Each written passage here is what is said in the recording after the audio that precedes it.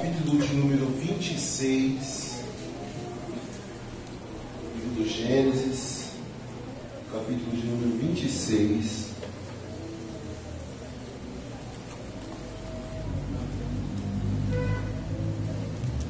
A partir do versículo de número 1 até o número 6. Projeta na nova versão internacional, se possível, a NVI. Nós vamos acompanhar todos aqui no telão. Houve fome naquela terra, como tinha acontecido no tempo de Abraão. Por isso, Isaque foi para Gerar, onde Abimeleque era o rei dos filisteus. O Senhor apareceu a Isaque e disse: não desça ao Egito. Procure estabelecer-se na terra que eu lhe indicar. Permaneça nessa terra mais um pouco. Permaneça nesta terra mais um pouco. E eu estarei com você e o abençoarei. Porque a você e aos seus descendentes darei todas estas terras e confirmarei o juramento que fiz a seu pai, Abraão. Tornarei seus descendentes tão numerosos como as estrelas do céu, e lhes darei todas estas terras. Por meio da sua descendência, todos os povos da terra serão abençoados. Porque Abraão me obedeceu e guardou os meus preceitos, meus mandamentos, meus decretos e minhas leis. Quando os homens do lugar lhe perguntarem sobre a sua mulher, versículo 6. Assim Isaque ficou em Gerar. Amém, meus irmãos? Amém. Queridos, as crises, elas vêm e vão. As crises, elas vêm e vão. Nós podemos viver crises familiares, nós podemos viver crises financeiras, nós vivemos muitas vezes crises espirituais. Ninguém está isento de viver uma crise. Os que estão em Cristo e os que não estão em Cristo passarão por crises. Não é porque nós estamos em crise, estamos em Cristo, estamos isentos de passar por crises. Mas pior do que viver a crise é se conformar com ela. Pior do que a crise chegar, do que a crise se instalar, é você se conformar com ela. Em meio às crises, alguns sucumbem, outros fogem, alguns fingem que ela não existe, mas os que estão em Cristo tomam outra atitude. Eles a encaram e triunfam em meio às crises.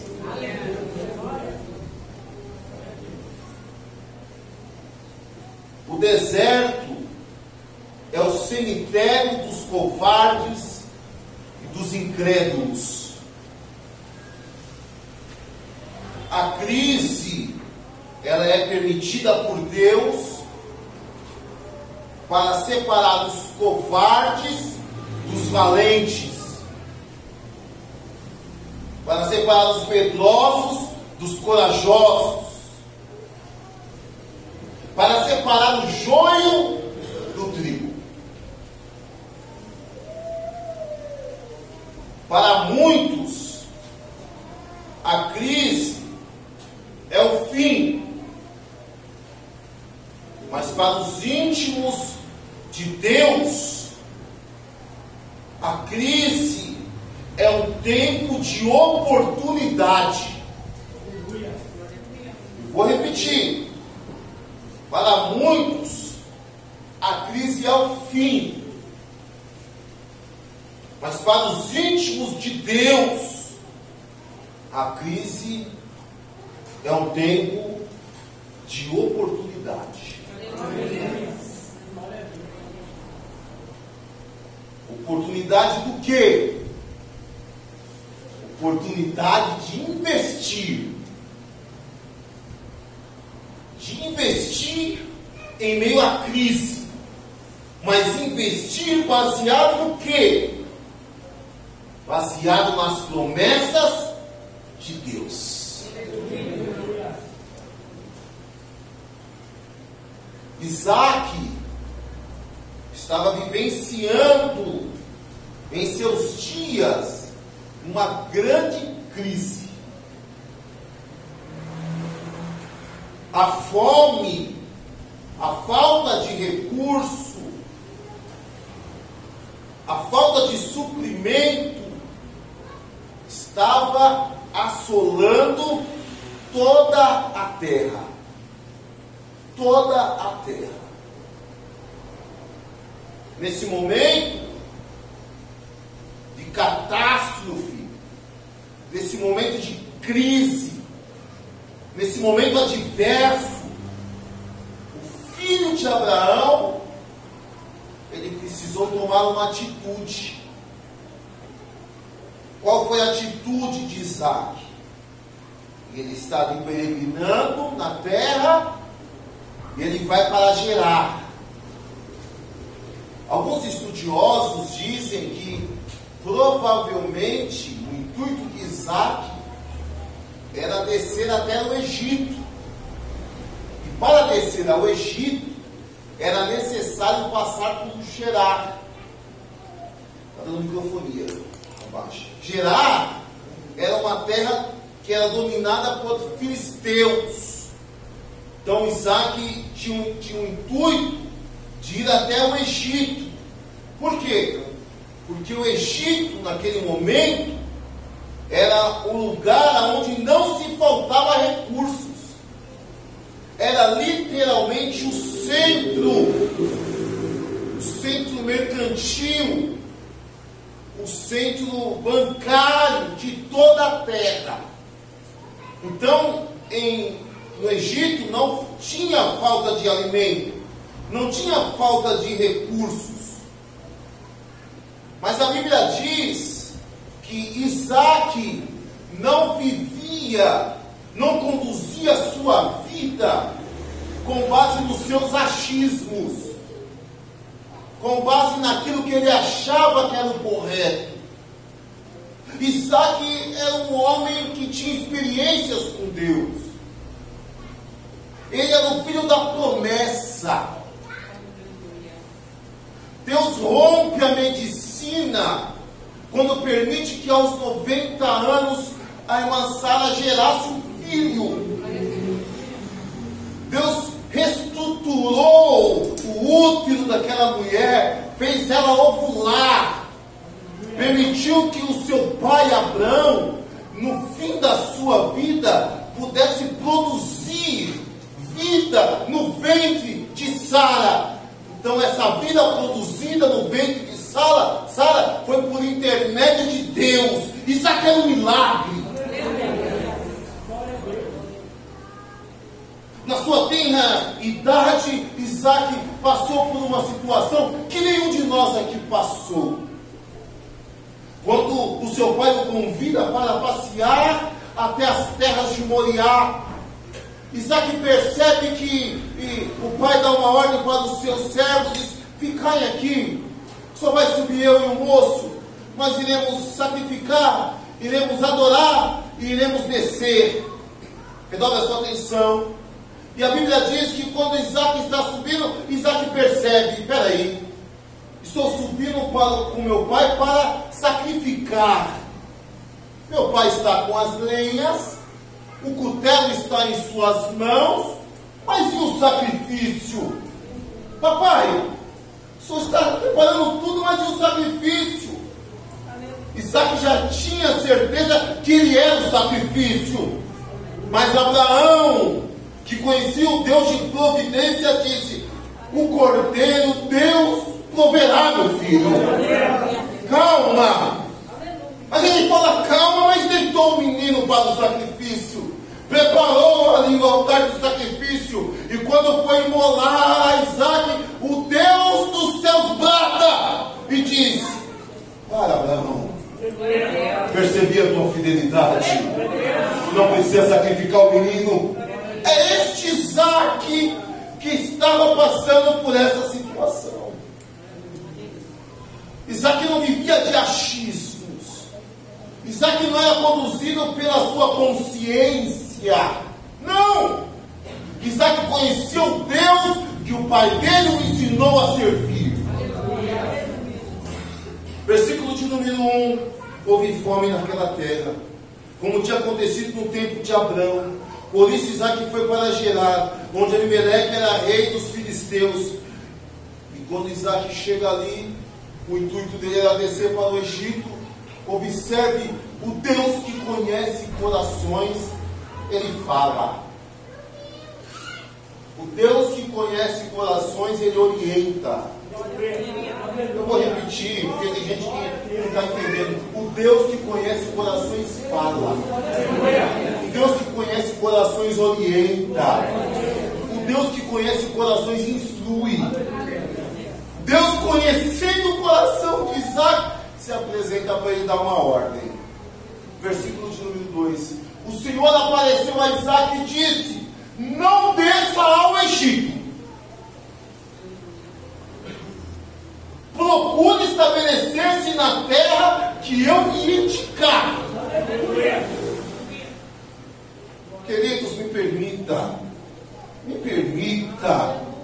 Eu gostaria muito de seguir todo esse esforço esta noite, mas o Espírito Santo de Deus está tomando a minha boca. Para de viver conforme a tua consciência. Para de viver e andar conforme o seu pensamento, os seus achismos. Procure se apresentar a Deus. Procure ouvir a Deus. Procure seguir a orientação de Deus. O teu Deus tem boca e fala. O teu Deus tem boca e fala. E nesta noite o teu Deus está falando com você. Sou eu quem te darei a orientação. Assim diz o Senhor. Não desça para o Egito. O Egito tinha todos os recursos. Mas Deus conhecia o Egito. E o Egito consome o crente. Consome o servo do Senhor. Os costumes do Egito não são bons. Os costumes do Egito fazem os servos de Deus prevaricarem. Os costumes do Egito tiram o crente da direção de Deus. O Egito é o mundo. E Deus está falando aqui essa noite conosco. Daqui a pouco secaremos a mesa. Participaremos do pão. Participaremos do cálice. Nessa manhã aprendemos que a Santa Ceia do Senhor nos aponta algo no futuro. Nos aponta algo no presente. E nos aponta algo no passado. O passado nos aponta o Calvário. No presente nos aponta a comunhão com o Senhor. E o futuro, aquela grande ceia do arrebatamento. Você não está aqui em vão esta noite. E Deus está falando conosco. Não desça para o Egito. Estabeleça-se nessa terra. Estabeleça-se nessa terra. Estabeleça-se nessa terra. A terra que eu vou te mostrar. Não saia do teu lugar. Aleluia. Agora, pense comigo. Pense comigo. Um homem com sua família, passando por dificuldade, com poucos recursos, preocupado em uma terra sem recursos, seca e improvável.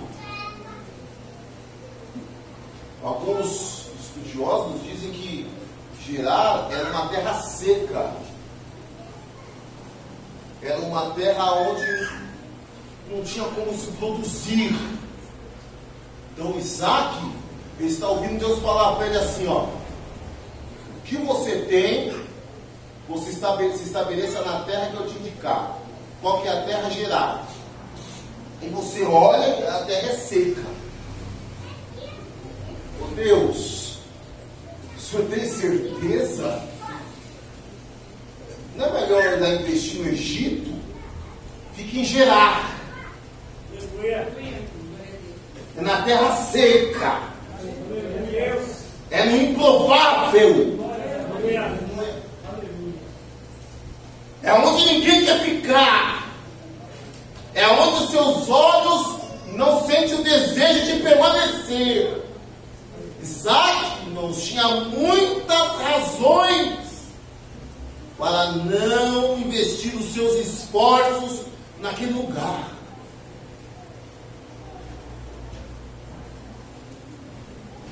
Porém, ele preferiu confiar em Deus. Como tem sido a tua confiança no Senhor?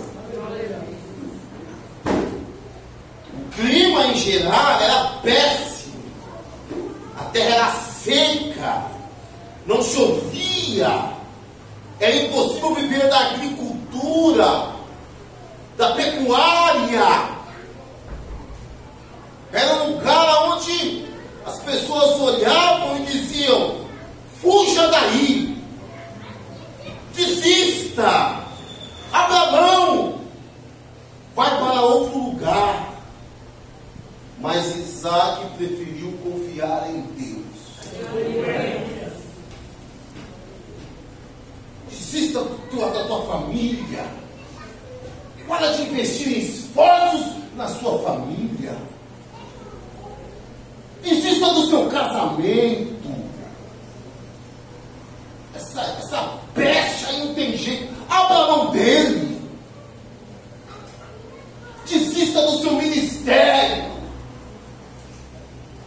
Você está investindo esforços em algo que não vai prosperar. Abra a mão. Sai da igreja. Vai para uma sede. Vai para uma igreja maior.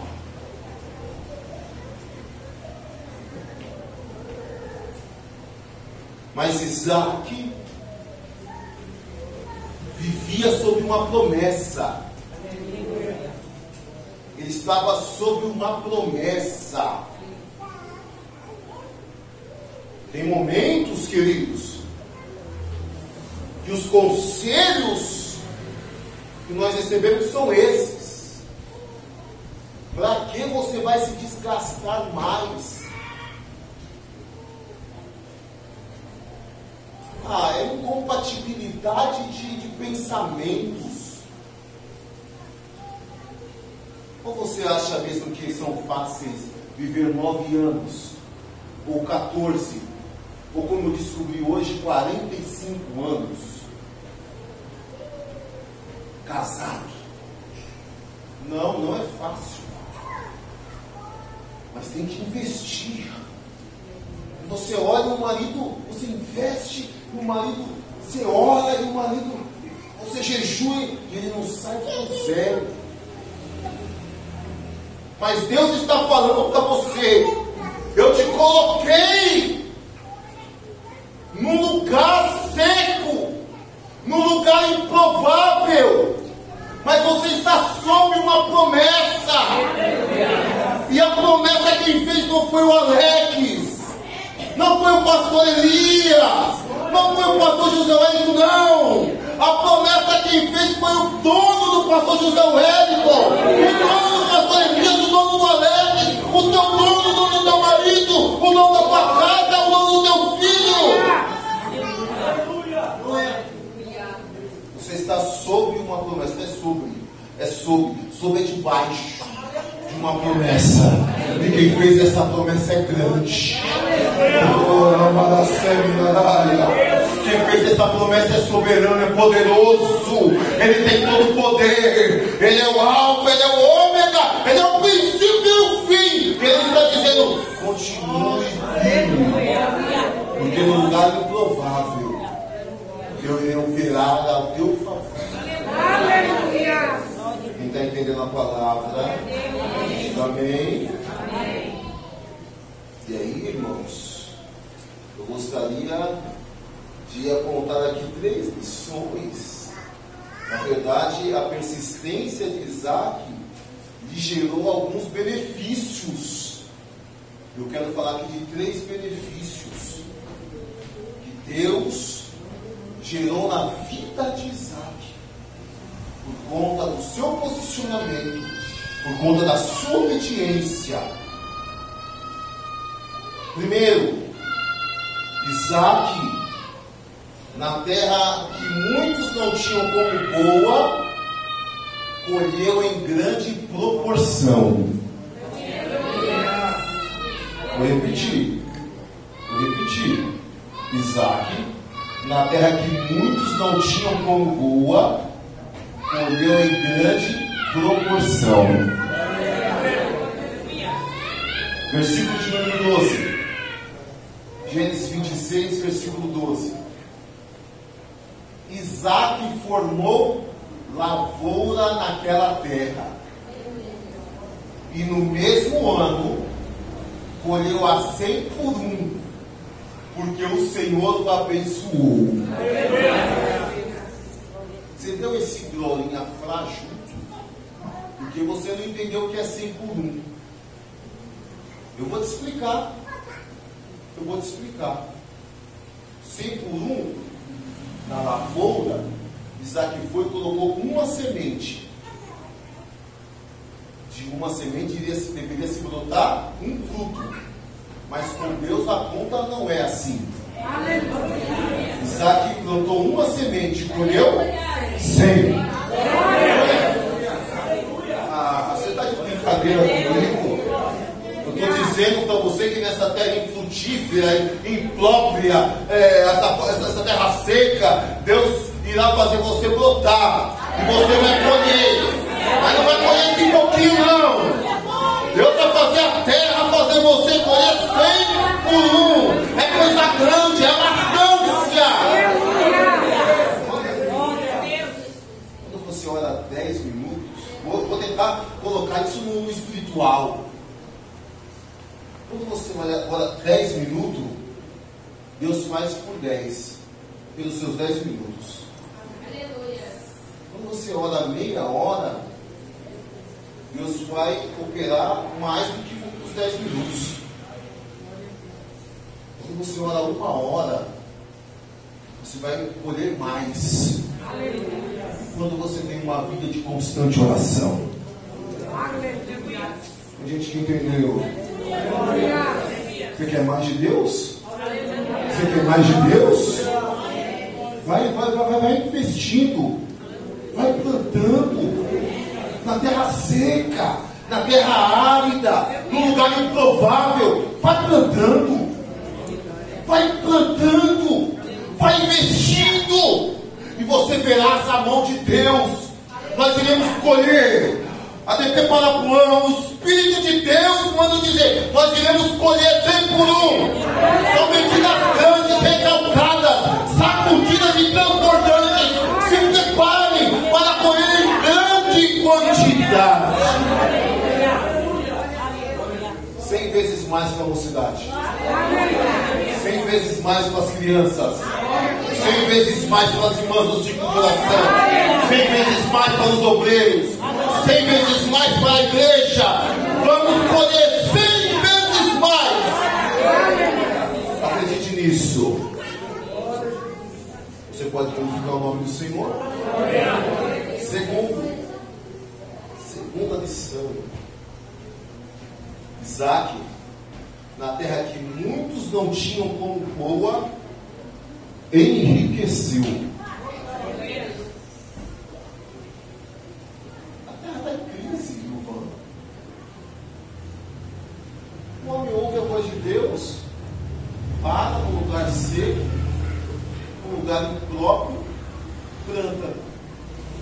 planta e colhe no mesmo ano. Eu nunca vi isso. Mas com Deus é assim. Você planta num ano para colher no outro. Com Deus não. Você planta hoje e colhe hoje. Quem está entendendo? Diga amém. Amém. E aí ele chega, ele planta, colhe, e aí começa a enriquecer. Só que o texto diz que ele não ficou rico. Vamos ver o que o texto diz? Versículo 13. O homem enriqueceu, e a sua riqueza continuou a aumentar, até que ficou. Isso, Natan, você pegou. A bênção é tua, pegou primeiro. Você entendeu? Eu vou ler de novo. O homem enriqueceu, e a sua riqueza continuou a aumentar, até que ficou riquíssimo. Sabe o que é isso daqui, irmãos? O que você está esperando não vai chegar dessa forma. Vai chegar a mais. Se você confiar no Senhor hoje, da forma que Isaac confiou, você não vai só enriquecer, você não vai só melhorar a tua condição espiritual, tua família não será só abençoada, você vai ser riquíssimo, e a tua família não vai ser abençoada, vai ser abençoadíssima. A igreja da Parapuã não crescerá somente, ela aumentará numa proporção tamanha que nós não esperamos. Eu olho pelos olhos da fé e já posso contemplar. Temos que fazer 2 cultos por domingo, porque Deus irá trazer almas, trazer almas. Você pode levantar sua mão e glorificar o nome do Senhor nessa noite.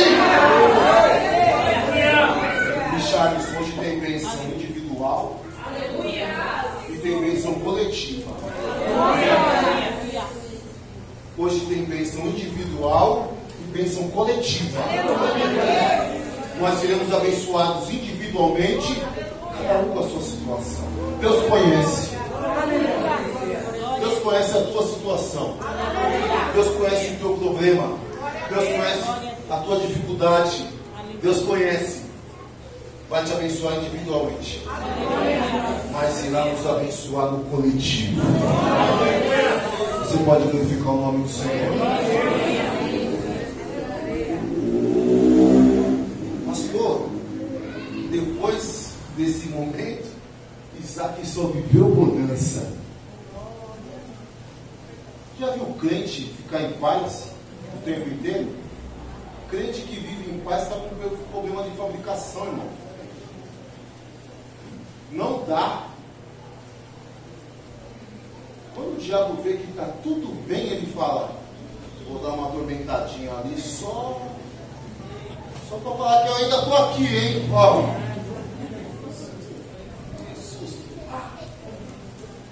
E aí vem a terceira lição. Isaac, na terra que muitos não tinham como boa, viu o inimigo se levantar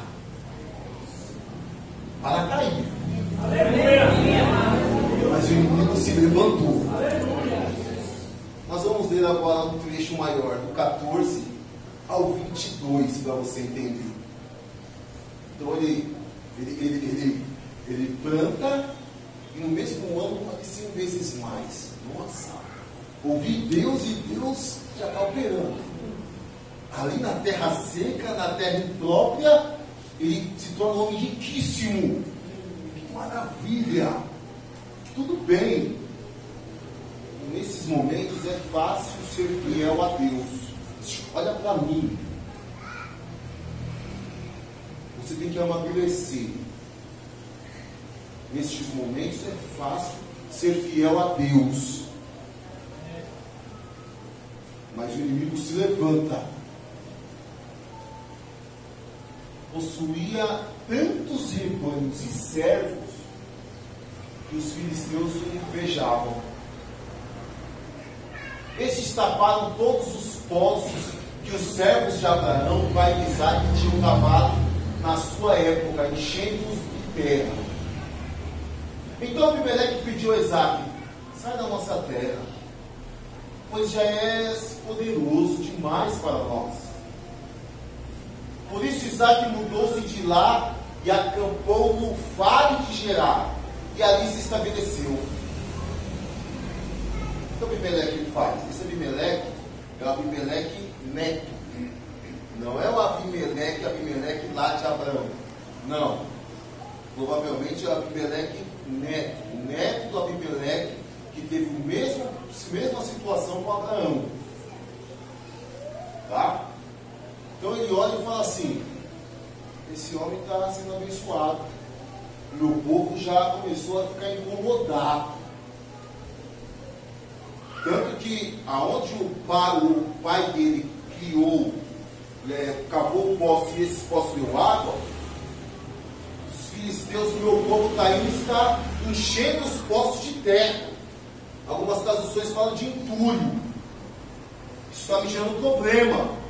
Só que Abimeleque, olha para mim, Abimeleque sabia que Deus era na vida de Isaque. E aí o que ele faz?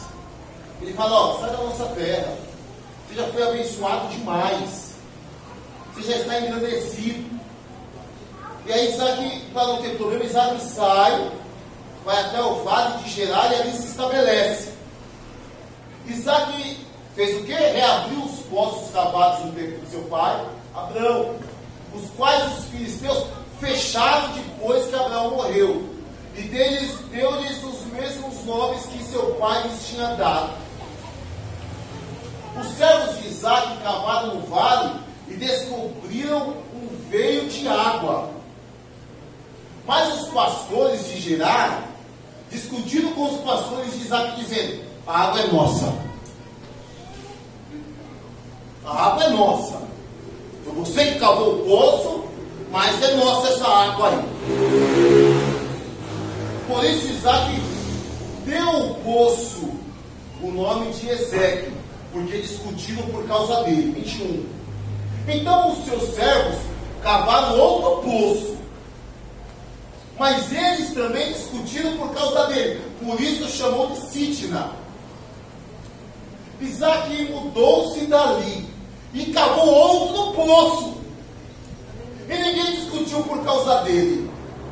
Deu-lhe o nome de Reobote, dizendo: agora o Senhor nos abriu espaço e prosperamos na terra. O diabo é persistente. O poço que o pai do moço tinha aberto, que era dele, enchendo de terra. Ele é expulso da cidade. Educadamente ele é expulso da cidade. Ele vai se acampa no vale. Chega ali no vale, ele abre poços de novo. Aí eles vão e falam: é nosso. Aí ele vai, manda seus pastores para outro lugar e diz assim: abre lá outro poço. Abriu outro poço, a gente quer isso para nós também. Aí ele fala assim: eu vou embora. Ele vai para mais distante, abre outro poço. E quando ele abre o poço, o que acontece? Era uma nascente de água. Porque não importava o lugar que Isaque estava, não era o lugar que abençoava Isaque, era Isaque que abençoava o lugar. Não, você não entendeu, vou falar de novo, porque isso é profético para a tua vida. Não é o lugar que abençoava Isaque, era Isaque que abençoava o lugar. Não importa o quanto vão se levantar contra você. Você vai abrir poço e vão encher, vão tomar os seus poços. Você vai abrir poço, vão entulhar os seus poços. Você vai abrir poço, vão expulsar você do teu lugar. Mas a bênção de Deus está com você. E aonde você chegar e tocar, brotará água, brotará água, brotará água. E água viva, louvado seja o nome do Senhor. O inimigo vai se levantar. Vai se levantar. O inimigo vai se opor à obra. Vai se opor à obra. O inimigo vai se opor contra o seu casamento. Vai se opor contra o seu casamento. E às vezes usa até as pessoas de dentro para se opor ao seu casamento. Mas, louvado seja o nome do Senhor. sobre você. A bênção está sobre você. E aonde você plantar a planta do seu pé, onde você colocar a planta do seu pé, o lugar se tornará abençoado, porque você é um agente de bênção da parte de Deus. Você pode glorificar o nome do Senhor? Não adianta, irmão. Crente que vive sob a promessa de Deus, aonde ele chega, irmão, frutifica. Aonde ele chega, ele enriquece. E o enriquecimento aqui não precisa ser somente financeiro. Aonde ele chega, ele enriquece. E quando o inimigo se levanta contra ele, é para cair. Quem pode glorificar o nome do Senhor? Eu estou dizendo, vivemos diversas crises no decorrer das nossas vidas. Isso é um fato. Para aqueles que ouvem e obedecem a Deus, essa fase é passageira. Mas o determinante será a nossa postura diante da fase. Se posicione. No início da minha fala eu disse que em meio às crises alguns sucumbem, outros fogem, outros fingem que ela não existe. Eu prefiro existir que o problema não existe. Alguns fogem, outros sucumbem, mas os que estão em Cristo a encara e triunfam. Nós iremos triunfar. Levanta a tua mão. Nós iremos triunfar mediante essa crise que você está vivendo. Deus está te dizendo: você irá triunfar. Você irá triunfar. Mas nós só iremos triunfar porque o Senhor está conosco. O Senhor nos fará triunfar. Receba essa palavra no nome de Jesus. O Senhor nos fará triunfar. Você pode glorificar o nome do Senhor? Deus abençoe os irmãos. Se posicione.